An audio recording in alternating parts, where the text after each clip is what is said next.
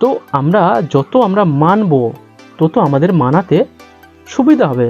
আমরা যে কোনো জিনিস আমাদের কেউ কিছু বলছে সেই জিনিসটা আমরা ক্লিয়ার করে ভাবি না, বাট সেই জিনিসটা আমরা তাদের কাছে পুরো ডিটেলসলি নিতে চাই না। তারা ডিটেলস তারা জানেই না, তারা এমন এমন কথা কিছু বলে দিয়ে ছেড়ে দিয়ে তারা চলে যাচ্ছে, যে জিনিসটা তারাও জানে না। তারা কারো না কারো কাছ থেকে শুনেছে, সেই শোনানো কথাটা আমাদের শুনিয়ে দিয়ে চলে যাচ্ছে, সেই জিনিসটা আমরাও মেনে নিচ্ছি। সো পৃথিবীতে যখন আমরা কিছু মেনে নেবো, আমাদেরকে মানা যখন আমরা মেনে নেবো, সেই জিনিসের উপরে যখন আমরা কোশ্চেন করবো না, সো সেই জিনিসটা আমাদের ভিতরে চলে আসছে। কারণ আমরা সেটা মেনে নিচ্ছি বলে কোশ্চেন করছি না। কোশ্চেন আমরা কখন করি? কাউকে, অন্য কাউকে কেন জিজ্ঞাসা করি? জিজ্ঞাসা আমরা তখন করি যে জিনিসটা আমরা বুঝতে পারি না, বাট যে জিনিসটা আমরা মানতে চাই না সেই জিনিস নিয়ে জিজ্ঞাসা করি। যে জিনিসটা আমরা জিজ্ঞাসা করি না, অটোমেটিকলি সেই জিনিসটা আমাদের মধ্যে চলে আসে। সেটা আমরা মেনে নেই বলে আমরা সেইটাকে আর জিজ্ঞাসা করতে চাই না। ধরো তোমার একটা ব্যক্তি, সে তোমার অন্য কোনো জায়গা থেকে, হয় ব্লাড ব্যাংক থেকে, সেখান থেকে অল্প কিছু ব্লাড অরিজিনালি রক্ত নিয়ে তাতে লেবু,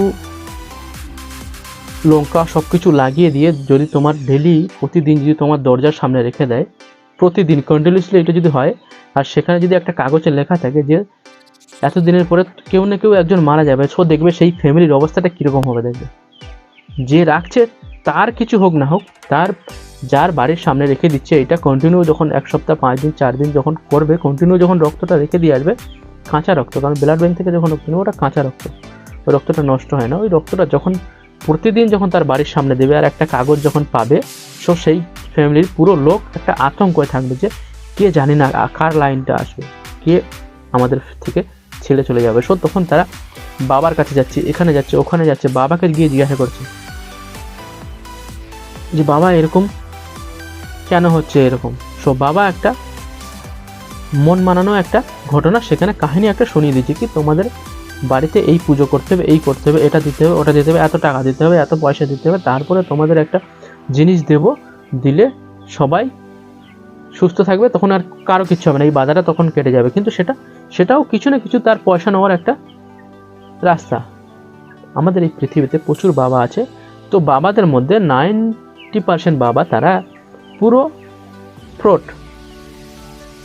তার মধ্যে, হ্যাঁ, সব বাবা ফ্রড নয়, তার মধ্যে কিছু কিছু আছে তারা মানুষকে ভালো করতে চায়, তারা সত্যিকারের ন্যাচারালি তারা কিছু না কিছু জানে। কিন্তু তার মধ্যে 90% বাবা যারা, তারা ফ্রড, তারা কিছু কামানোর জন্য এই জিনিসটা ধারণ করে, তারা এই জিনিসটাকে তারা ইউজ করে। কেউ পাথর বিক্রি করছে, কেউ মাদুলি বিক্রি করছে, কেউ গাছের শেকড় বিক্রি করছে, কেউ নানান রকম দিয়ে যেরকম ভাই চাই পাচ্ছে সে সেরকম কামাচ্ছে। কারণ এই একটা এমন একটা কাজ, যে কাজটা কোনো কষ্ট নেই, তোমার কাছে লোক উপজে আসবে যখন তোমার থেকে কোনো, তাদের কোনো একটা জিনিস তাদেরকে যদি মাথায় ঢুকিয়ে দিতে পারো যে এই জিনিসটা নিয়ে তোমার ভালো হবে, হয়তো সেই জিনিসটা নিয়ে তুমি পজিটিভ ভাবছো, পজিটিভ কাজ করছো, তখন তো পজিটিভ হবেই। পজিটিভ যখন হচ্ছে তখন তুমি ভাবছো হ্যাঁ ওই বাবা দিয়েছিল একটা শেকড়ের প্রভাব, এটা শেকড়ের জন্য এই আমার জিনিসটা ভালো হয়েছে। কিন্তু যখন তোমার বাড়ির সামনে রক্ত দিল, রক্ত দেওয়ার পরে যখন তোমরা সবাই, যখন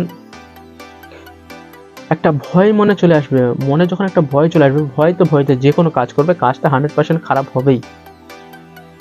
এটা কোনোদিন রিয়েলাইজ করে তোমরা দেখো, যখন ভয়তে কিছু কাজ করবে, কাজটা 100% সেটা খারাপ হবেই হবে।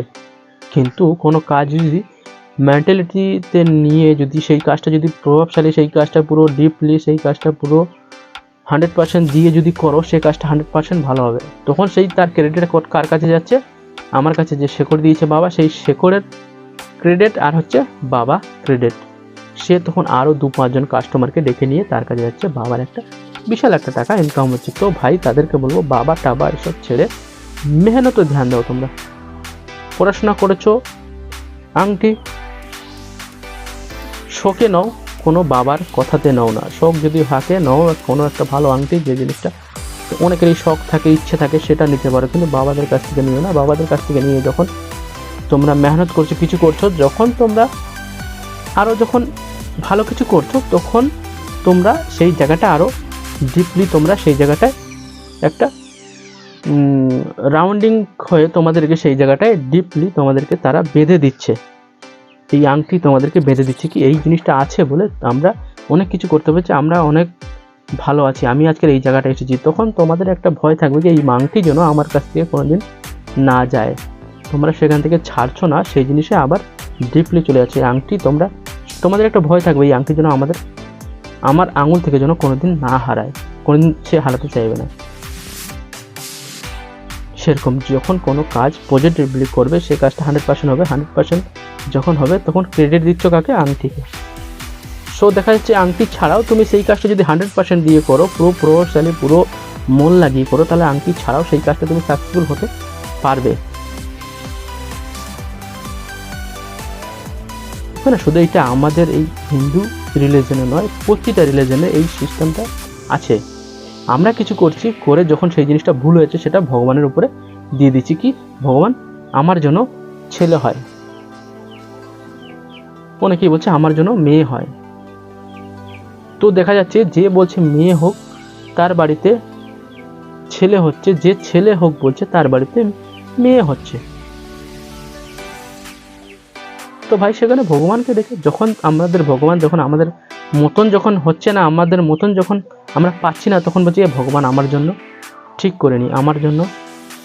অনেকেই আবার যাদের কথার মতন হচ্ছে তারা ভাবছে ভগবান আমার দিকেই আছে, ভগবান আমাকে টাকা তো ভগবানের তেমন কোনো কাজ নেই, যে যেরকম কর্ম করবে সে সেরকম ফল পাবে। সেটা তোমরা একবার ট্রাই করে দেখো, যার মেয়ে আছে সে একবার ট্রাই করে দেখো যে আরেকবার আমি ছেলে চেয়ে দেখবো, দেখি নেক্সট টাইম ছেলে হয় নাকি, নেক্সট টাইম যদি মেয়ে হয় দেখবে তোমরা বুঝতে পারবে যে কি। কেউ গিয়ে বলছে ভগবান আমি অনেকদিন পরে তোমার কাছে এসেছি, মন্দিরে এসেছি, ভগবান আমার আশাটা পূর্ণ করে দাও, আমাদের মনের আশা পূর্ণ করে দাও। ভাই তোমাকে কেউ যেতে বলেছিল সেখানে? না ভগবান তোমাকে কি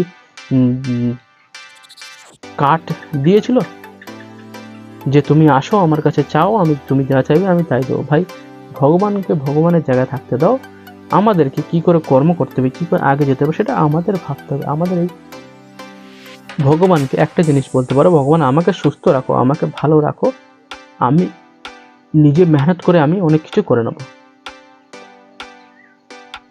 যখন আমাকে অসুস্থ করবে তখন আমি আর কিছু করতে পারবো না, যতই ভগবান থাক যাই থাক। আমি নিজে নিজে যদি ড্রিঙ্কস করি, নিজে নিজে ধূমপান করি, নিজে ধূমপান করে ড্রিঙ্কস করে শরীরটাকে খারাপ করে দিচ্ছি, খারাপ করে দেওয়ার পরে তখন আবার ভগবানের উপরে ছেড়ে দিচ্ছি, ভগবান তুমি আমার শরীরটা অসুস্থ করে দিলে। ভাই নিজে নিজের শরীরটাকে অত্যাচার করছি, ভগবানের উপরে চাপিয়ে দিচ্ছি। আর তা নাহলে তোমরা ট্রাই করতে পারো, প্রচুর পরিমাণে নেশা করো, ভগবানকে বলো যে আমার শরীর যেন কোনোদিন অসুস্থ না হয়, দেখবে সেখানে কি হচ্ছে তোমাদের প্রমাণ তোমরা পেয়ে যাবে।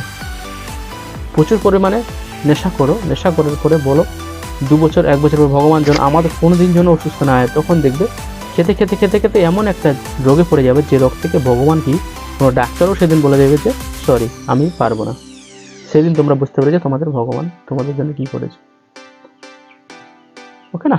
তো তাই বলে এই বলছি না যে ভগবান নেই বলে, কিছু না কিছু একটা এনার্জি জিনিস আছে, যে জিনিসটা দিয়ে এই আমরা মানুষরা চলছি। ওকে না? কারণ আমাদের শরীরের ভিতরে যে হার্ট, এই হার্টটা আমাদের কারো চালানোর ক্ষমতা নেই, নিজেরা চালাবো। এমন একটা এনার্জিক জিনিস আছে যে জিনিসটা থেকে আমরা চলছি, আমাদের এই হার্টবিটটা চলছে, আমরা চলছি। ওকে না? তো সেরকম মাটিতে যতক্ষণ না একটা বীজ লাগাবে, বীজ লাগিয়ে যতক্ষণ না সেই জায়গাটায় জল দেবে, ততক্ষণ সেই বীজটার উৎপত্তি হওয়ার কোনো সম্ভব নেই। যখন তোমরা সেই জায়গাটা একটু জল দেবে, একটু মাটিতে, যতক্ষণ না সেই জিনিসটা মাটিতে রাখছো, মাটিতে দিচ্ছ, জল না পাচ্ছে, ততক্ষণ সেই জিনিসটা উৎপত্তি নেই। সেরকম কিছু না কিছু আমাদের একটা এই পৃথিবীর একটা প্রকৃতির একটা কিছু না কিছু জিনিস আছে, যে এনার্জেটিক জিনিস আছে, যে জিনিসটা দিয়ে আমরা গ্রো হচ্ছি। আমাদের শরীর অটোমেটিক্যালি গ্রো হচ্ছে, কিন্তু আমরা দেখতে পাচ্ছি না, কিন্তু সেটা হচ্ছে। ওকে না? আমাদের শরীর অটোমেটিক্যালি গ্রো হচ্ছে, কিছু কিছু জিনিস চলে যাচ্ছে, কিছু কিছু জিনিস আমাদের শরীরে আসছে, আস্তে আস্তে আমরা আস্তে আস্তে আরও গ্রো হচ্ছি। যখন আমাদের বয়স হয়েছে আস্তে আস্তে আস্তে আমরা আরও আমাদের গ্রোথ কম হচ্ছে। সো সেই জিনিসটা আমরা দেখতে পাই না, কিন্তু এটা হচ্ছে। কিছু না কিছু এই পৃথিবীতে একটা এনার্জেটিক জিনিস আছে, যে জিনিসটা থেকে আমরা হচ্ছি, যে জিনিসটা যেরকম মাটিতে জল দিয়ে দাও, মাটিতে একটা বীজ লাগিয়ে দাও, জল দিয়ে দাও, কিন্তু আমাদের কোনো ক্ষমতা নেই সেই বীজটা থেকে আমরা গাছ বের করব।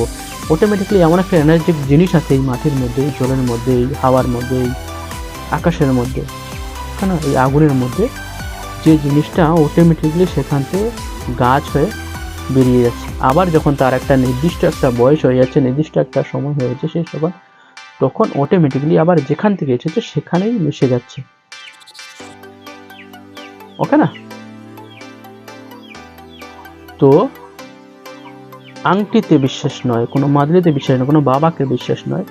নিজেরা মেহনত করো, সঠিক জায়গায় কাজ করো, সঠিক জিনিস করো, তাহলে তোমরা সঠিক জায়গায় যেতে পারবে, সঠিক জিনিস জানতে পারবে, সঠিক জিনিস করতে পারবে, ভালো থাকবে, ভালো সবাইকে রাখবে।